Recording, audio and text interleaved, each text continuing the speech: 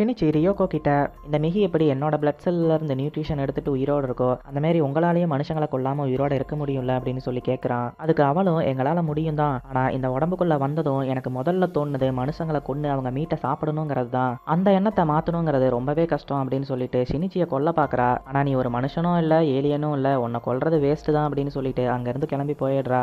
இப்போ அவள் வீட்டுக்கு போனதும் ரியோகோவை பார்க்க அவள் அம்மா வராங்க. இவளும் நான் வெளியே கிளம்பணும் அப்படின்னு சொல்ல ஒரு 2 நிமிஷம் தான் அவங்க கூட இருந்திருப்பாங்க.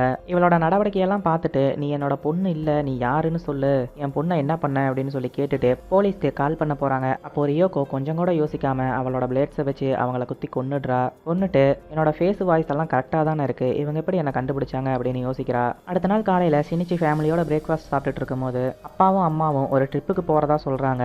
ஷினிச்சி ஆரம்பத்தில் அவங்கள தடுக்கணும்னு சொல்லி பார்க்குறான். ஆனால் அவங்க அம்மாவோட கையில் இருக்க தழும்பை பார்த்துட்டு அமைதியாக இருந்துக்கிறான். சின்ன வயசில் அவன் அப்படி என்ன தப்பு பண்ணான்னு அடுத்த பார்ட்டில் பார்க்கலாம்.